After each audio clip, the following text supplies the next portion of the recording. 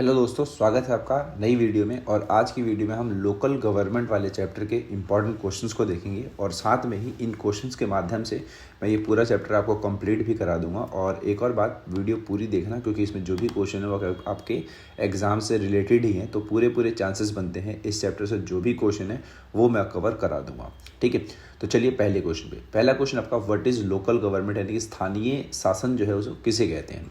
तो local government यानी कि स्थानीय सरकार, ये वो सरकार होती है जो सीधे जनता के सबसे करीब वाले जो हिस्सा है, एक तरीके से आप ये समझिए, उसके पास काम करती है। यानी जनता जहाँ रहती है वहीं पर जो शासन चलता है उसको हम लोकल गवर्नमेंट कहते हैं। इसका काम होता है कि जो भी स्थानीय लोग हैं उनकी जो रोज़मर्रा की ज़रूरतें हैं, जो भी समस्याएं हैं, जो भी डेवलपमेंट से जुड़े हुए मुद्दे हैं, उन सभी को संभालना। जैसे कि साफ़ सफाई हो गया, पानी हो गया, सड़क हो गया, स्कूल हो गया। तो आपने ये सब चीज़ें देखी भी होगी काम होते हुए, तो इसीलिए इसको लोकल गवर्नमेंट कहा जाता है। ठीक है, इस सरकार में लोगों को भी सीधा मौका मिलता है अपनी बात रखने का और फैसलों में हिस्सा लेने का। तो यानी कि आप ये समझिए कि जो लोकल गवर्नमेंट है उसमें जो जन भागीदारी होती है, यानी कि जो पब्लिक इन्वॉल्वमेंट होती है वो बहुत ही ज़्यादा बढ़ जाती है। और इससे जो प्रशासन है आपका वो बहुत ही ज़्यादा पीपल फ्रेंडली बनता है, क्योंकि जनता की इसमें बातें सुनी जाती हैं और जल्दी ही उनका निवारण भी किया जाता है। और सबसे ज़रूरी तो ये है कि ये जो आपका लोकल गवर्नमेंट है ये डिसेंट्रलाइजेशन को बढ़ावा देता है, यानी कि पावर को और रिसोर्सेज को केंद्र और राज्य से नीचे स्थानीय जो स्तर के जो लोग हैं, फिर स्थानीय निकाय तक के जो लोग हैं वहाँ तक इनको बांटा जाता है। ठीक है, तो लोकल गवर्नमेंट वो व्यवस्था हो गई जो लोगों के सबसे पास रहती है और उन्हें शासन में सीधी भागीदारी देती है। और आसान भाषा में कहें तो लोकतंत्र की जड़ें यहीं से मजबूत होती हैं। ठीक है भाई, तो ये होगा हमारा व्हाट इज़ लोकल गवर्नमेंट। चलिए अब बढ़ते हैं अगले क्वेश्चन पे। अगला क्वेश्चन है, who introduce the gram panchayat system in India. ठीक है, तो जो ग्राम पंचायत सिस्टम है वो भारत में सबसे पहले किसने इसको इंट्रोड्यूस कराया। तो इसका जवाब है भाई लॉर्ड रिपन। तो भारत में ग्राम पंचायत सिस्टम यानी कि ग्राम पंचायत व्यवस्था की जो शुरुआत की थी वो लॉर्ड रिपन ने की थी, जो कि करी थी भाई 1882 में, जो कि भारत के उस वक्त वायसराय थे। इन्होंने सबसे पहले स्थानीय शासन प्रणाली यानी कि लोकल सेल्फ गवर्नमेंट को बढ़ावा देने का काम किया। और उस टाइम जो लोकल गवर्नमेंट था उसको लोकल बोर्ड कहा जाता था, यानी कि मुकामी बोर्ड कहा जाता था। और लॉर्ड रिपन को हम father of local self government in India भी कहते हैं, यानी कि स्थानीय स्वशासन का जनक। ठीक है, और उनका मानना था कि लोगों को अपने गांव या फिर इलाकों के मुद्दे जो भी हैं उनको सॉल्व करने का सीधा उसमें भागीदारी मिलनी चाहिए, ताकि वो स्थानीय मसले खुद ही सुलझा सके। और उन्होंने डिसेंट्रलाइजेशन को पूरी तरह से सपोर्ट किया, यानी कि पावर को केंद्र से स्थानीय स्तर तक ले जाना, ताकि गवर्नेंस और जो एडमिनिस्ट्रेशन है ज़मीन से जुड़ा हुआ लगे और उस पर ज़्यादा बेहतर तरीके से काम कर सके। तो लॉर्ड रिपन ने भारत में लोकल गवर्नमेंट्स की नींव रखी और आज भी उन्हें याद किया जाता है कि एक ऐसे व्यक्ति के रूप में जिसे लोकतंत्र को गांव-गांव तक पहुंचाया। ठीक है भाई, चलिए अगला क्वेश्चन है आपका, how do local government strengthen the democracy. तो लोकल गवर्नमेंट जो है वो लोकतंत्र को कैसे पावरफुल बनाती है, मजबूत बनाती है। देखिए, लोकल गवर्नमेंट जो आपका है यानी स्थानीय सरकारें, ये हमारे लोकतंत्र को जड़ से मजबूत बनाती हैं। इसकी वजह ये है कि ये सिर्फ ऊपर से ही नहीं, नीचे से भी एक तरीके से यहाँ पर काम होता है, एक तरीके से, यानी ग्रास रूट लेवल पर जो काम हो एक तरीके से, उसको हम क्या बोलते हैं, स्थानीय शासन कहते हैं। और यहाँ पर क्या होता है कि जनता और उनके जो चुने हुए प्रतिनिधि है सीधा अपने क्षेत्र की समस्याओं को हल करते हैं, क्योंकि वो उसी जगह के होते हैं और उन्हें मुद्दे बेहतर तरीके से समझ आते हैं। तो यहाँ पर जो पीपल्स का जो पार्टिसिपेशन होता है वो बहुत ही ज़्यादा बढ़िया तरीके से होता है।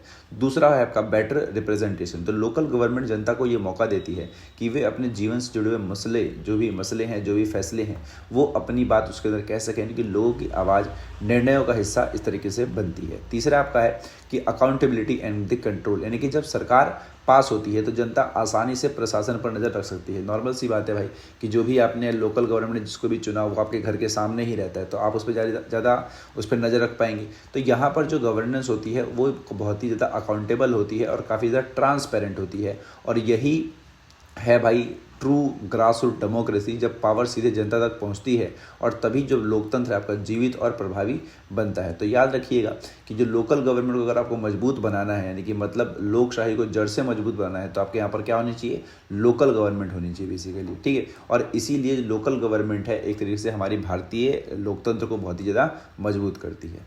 चलिए अगले क्वेश्चन पे चलते हैं। अगला क्वेश्चन आपका question 6, discuss Mahatma Gandhi concept of local government. तो महात्मा गांधी का क्या विचार था, क्या उनका मतलब इसके प्रति नज़रिया था लोकल गवर्नमेंट के प्रति, वो पूछा गया है। तो महात्मा गांधी का सपना था कि वो एक ऐसा भारत चाहते थे जहाँ पर एक रियल डेमोक्रेसी जो है आपका वो गांव-गांव तक पहुँचे, और उन्होंने हमेशा ग्रास रूट डेमोक्रेसी यानी कि नीचे से शुरू होने वाली लोकशाही की वकालत की थी। उनका मानना था कि सत्ता जो है वो लोगों के पास होनी चाहिए, और खासकर गांव और समुदाय स्तर पर, तभी जो लोग हैं वो अपने फैसले खुद ले पाएंगे। और उन्होंने लोकल सेल्फ गवर्नमेंट का समर्थन किया, न सिर्फ गांवों में बल्कि शहरों में भी, ताकि हर नागरिक को गवर्नेंस में सीधा हिस्सा लेने का मौका मिल सके। ठीक है, तो कभी भी अगर लोकल गवर्नमेंट की बात होती है तो आप ये मत सोचना कि केवल ये ग्राम पंचायत में होता है, ये आपके यहाँ पर भी होता है। अगर आपके यहाँ पर जो कूड़े की गाड़ी आती है तो वो भी उसी का हिस्सा है, लोकल गवर्नमेंट का हिस्सा है। आपके यहाँ पर नालियाँ साफ सफाई होती है शहरों में, अगर आप दिल्ली में रहते हैं, जयपुर में रहते हैं, किसी भी आप सिटी में रहते हैं, तो वहाँ पर भी लोकल गवर्नमेंट देखने को आपको मिल जाएगी। तो महात्मा गांधी ने दोनों ही स्तरों पर लोकल गवर्नमेंट की एक तरीके से वकालत करी थी। और गांधी जी चाहते थे कि इकोनॉमिक और पॉलिटिकल जो है आपका डिसेंट्रलाइजेशन होना चाहिए, यानी कि आर्थिक और राजनीतिक रूप में भी क्या होना चाहिए, सत्ता का विकेंद्रीकरण होना चाहिए, जहाँ खुद गांव एक सेल्फ रिलायंट यूनिट बने और अपने फैसले खुद ले, अपने विकास की जिम्मेदारी भी खुद ही उठाए। और गांधी जी ने इस मजबूत विश्वास की वजह से ही लोकल गवर्नमेंट को हमारे संविधान में directive principle of state policy के रूप में शामिल किया था। अगर महात्मा गांधी संविधान बनते बनते देख लेते और जीवित रहते तो नॉर्मल सी बात है, ये जो हमारा लोकल गवर्नमेंट है वो पहले ही जुड़ जाता, ना कि ये DPSP में होता। ठीक है भाई, उनका एक मशहूर विचार भी था, democracy must begin at bottom not the top. सही बात है ये कि जो डेमोक्रेसी है वो हमेशा नीचे से शुरू होनी चाहिए, ऊपर से नहीं। चलिए अब बढ़ते हैं भाई अगले क्वेश्चन पे। अगला क्वेश्चन है, what was the rural government structure suggested by the Balwant Rai Mehta committee. तो रूरल गवर्नमेंट का जो स्ट्रक्चर है वो सजेस्ट किया गया था बलवंत राय मेहता कमेटी द्वारा, तो वो क्या था वो पूछा गया है। तो भाई साल 1957 में भारत सरकार ने एक कमेटी बनाई जिसका नाम था बलवंत राय मेहता कमेटी, जिसका काम ये था कि गांव और स्थानीय सरकार कैसी होनी चाहिए, मतलब गांव या स्थानीय सरकार नहीं, सॉरी, गांवों में स्थानीय सरकार कैसी होनी चाहिए। और इस कमेटी ने एक बहुत ही प्रैक्टिकल और स्ट्रक्चरल मोड में इस चीज़ को सॉल्व किया और एक 3 टायर सिस्टम बनाया, किसका, पंचायती राज का, यानी कि त्रिस्तरीय पंचायत व्यवस्था बनाई। और ये 3 स्तर कौन कौन से भाई, पहला आपका आता है विलेज पंचायत, जिसको हम बोलते हैं ग्राम पंचायत, यानी गांव के स्तर पर, और ये सबसे निचला और बेसिक स्तर है। यहाँ से स्थानीय जो विकास है उसकी शुरुआत होती है और गांव के द्वारा चुनी गई जो पंचायत है वो छोटे स्तर पर फैसले लेती है। तो सबसे पहला होता है आपका ग्राम पंचायत, उसके ऊपर होता है आपका ब्लॉक समिति या फिर जिसको हम बोलते हैं मध्य स्तर। तो ब्लॉक समिति जो आपका, जिसको हम पंचायत समिति भी कहते हैं, ये ग्राम पंचायत को आपस में जोड़ने और कोऑर्डिनेट करने का काम करती है। मतलब आप ये समझिए, जो ग्राम पंचायत है वो एक गांव की बात हो गई, ठीक है, और जो ब्लॉक समिति है इसमें अलग अलग जो ग्राम पंचायत है मिलकर के कहीं पर रिपोर्ट कर रहे हैं, आप ये समझिए।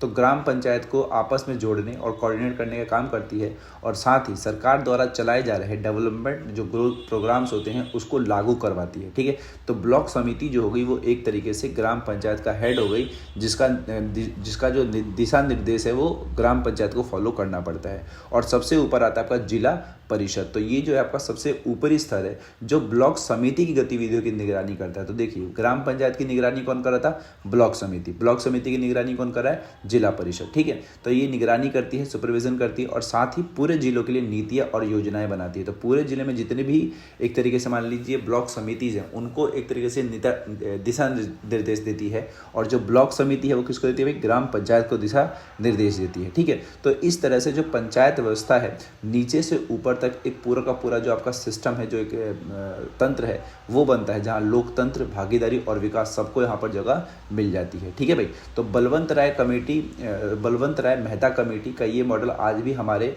जो ग्रामीण लोकतंत्र व्यवस्था की जो रीढ़ है वो माना जाता है। और यहाँ पर 3 स्तर बनाए जाते हैं, गाँव, ब्लॉक और जिला, और ये सब मिलकर के ही पंचायती राज को बहुत ही ज़्यादा सशक्त बनाते हैं। ओके, चलिए अब बढ़ते हैं अगले क्वेश्चन पे। अगला क्वेश्चन है आपका, what are the 4 main provision of the 73rd constitutional amendment. ये बहुत ही इंपॉर्टेंट क्वेश्चन है जो कि हमेशा पूछा जाता है। तो 73वां संशोधन क्या है ये पूछा गया है। तो 73rd अमेंडमेंट एक्ट जो कि 1982 में लाया गया था, इसने पंचायती राज इंस्टीट्यूशन यानी ग्रामीण स्थानीय निकायों को संवैधानिक दर्जा दिया। मतलब इससे पहले जो ये सब चीज़ें थी वो लागू नहीं थी।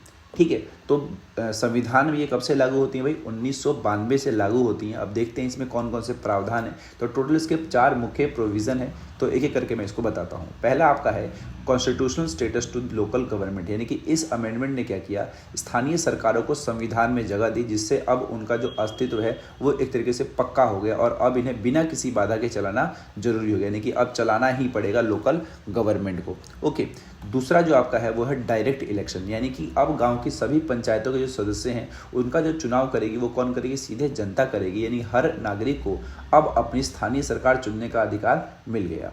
तीसरा जो करा गया इस अमेंडमेंट में वो किया गया फिक्स टेन्योर ऑफ 5 ईयर, जैसे कि मान लीजिए प्रधानमंत्री का और मुख्यमंत्री का टेन्योर होता है ना 5 साल का, तो ऐसे ही इसका भी जो टेन्योर है वो फिक्स कर दिया गया कि जो पंचायत का जो कार्यकाल होगा वो 5 साल के लिए तय करा जाता है और अगर कार्यकाल पूरा हो जाए तो समय पर नए चुनाव कराना अनिवार्य है, ठीक है। और मान लो कभी कभी होता है कि बीच में कोई व्यक्ति जिसकी मृत्यु हो जाए या फिर कुछ कारण से पंचायत डिसॉल्व हो जाती है तो 6 महीने के भीतर वहाँ पर इलेक्शन कराने पड़ जाते हैं। और बात करते हैं रिजर्वेशन ऑफ सीट की, जो कि अगला अमेंडमेंट था इसी का ही। तो अब जो पंचायतें हैं उनमें 33% जो सीट्स यानी कि 1/3 जो सीट होती हैं वो महिलाओं के लिए आरक्षित होती हैं, ठीक है। और साथ ही एससी के लिए 33% सीटों का आरक्षण है और इससे कमजोर और वंचित वर्गों को भी हिस्सेदारी भी इसमें सुनिश्चित करी गई है, ठीक है। तो आपने एक चीज़ और देखी होगी और वो देखा होगा भाई आपने, जब अमेजन प्राइम आपने देखा होगा तो अमेजन प्राइम में एक आता है पंचायत वाला शो, तो उसमें जो महिला होती है वही कौन होती है? वो प्रधान होती है। तो वो क्यों बन पाएगी? क्योंकि वहाँ पर वो जो सीट है वो किसके नाम रिजर्व है? महिलाओं के नाम पर रिजर्व है, ठीक है। तभी उनके जो हस्बैंड हैं वो चुनाव नहीं लड़ते हैं, उनकी बीबियाँ लड़ती हैं एक तरीके से, ठीक है भाई। तो जो 73वां संशोधन था वो एक कानून ही नहीं था बल्कि ये गांवों को सशक्त बनाने का सबसे बड़ा कदम था, जिससे हर एक व्यक्ति को क्या मिला भाई? लोकतंत्र में हिस्सा लेने का अधिकार मिल गया। चलिए अब बढ़ते हैं अगले क्वेश्चन पे। अगला क्वेश्चन है आपका व्हाट इज ब्लॉक समिति and what is its function. तो ब्लॉक समिति के बारे में बताएंगे जो कि आपका सेकंड टायर था। तो ब्लॉक समिति जिसे हम पंचायत समिति भी कहते हैं, ये भारत की ग्रामीण स्थानीय सरकार के 3 टायर स्ट्रक्चर का मिडिल लेवल है, जो कि अभी थोड़ी देर पहले मैंने आपको बताया था। और पूरा ढांचा कैसे होता है भाई? ग्राम पंचायत जो कि गाँव के स्तर पर है, ब्लॉक समिति जो कि ब्लॉक स्तर पर है और जिला स्तर जो कि जिला के स्तर पर होता है। तो ब्लॉक समिति का काम होता है गाँव की पंचायतें और जिला परिषदों के बीच में एक तरीके से लिंक बनकर के काम करना। अब देखते हैं भाई इसके काम का क्या होते हैं। पहला काम होता है इनका रूरल डेवलपमेंट की ग्रामीण विकास, यानी ब्लॉक समिति पूरे ब्लॉक क्षेत्र के लिए विकास योजनाएं बनाती हैं और लागू करती हैं, जैसे कि मान लीजिए कृषि हो गया, इरिगेशन हो गया, हेल्थ हो गया, एजुकेशन हो गया, इन क्षेत्रों में ये काम करती है।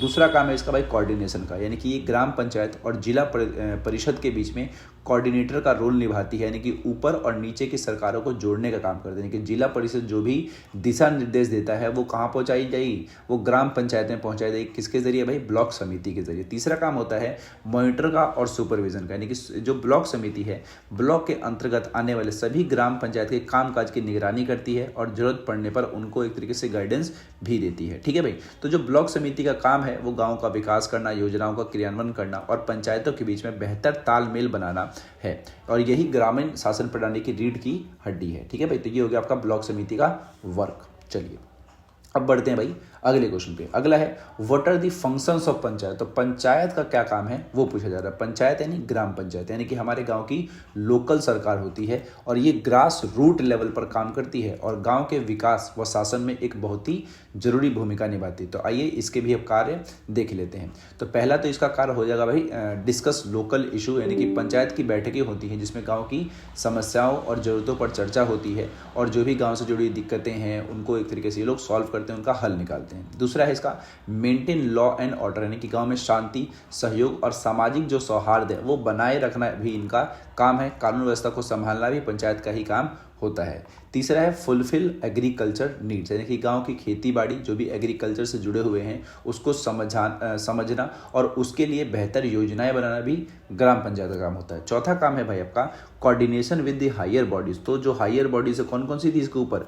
ब्लॉक समिति है और जिला परिषद है। तो उनके साथ मिलकर के जो भी डेवलपमेंट प्रोग्राम्स हैं जो कि सरकार द्वारा मिली हैं उसको ज़मीनी स्तर पर लागू करना, अपने गाँव में लागू करना, ये इनका एक तरीके से काम होता है। यानी कि ऊपर की जो सरकारें हैं उनके साथ कोऑर्डिनेशन बना करके रखना। 5वां है सरकार से मिलने वाली वित्तीय सहायता और जो भी ग्रांट्स है, जो भी अनुदान है, उसका सही तरीके से उपयोग करना, यानी कि यूटिलाइज गवर्नमेंट एड।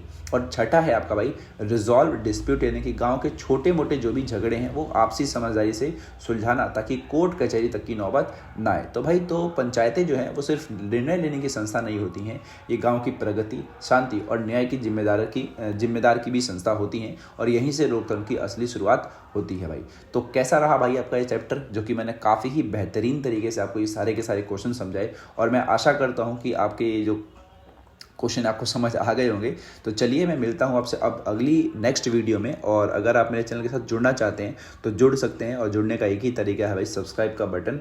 और बाकी नोट्स अगर आपको इस चैप्टर के चाहिए तो मैं नीचे लिंक दे दूंगा वेबसाइट का, उससे आप चले जाना, और साथ में आप मेरे व्हाट्सएप के ग्रुप से भी ज्वाइन हो सकते हैं, वेबसाइट में ही उसका लिंक दिया हुआ ऊपर ही आपको दिख जाएगा। और चलिए मैं मिलता हूँ आपसे अगली वीडियो में, तब तक के लिए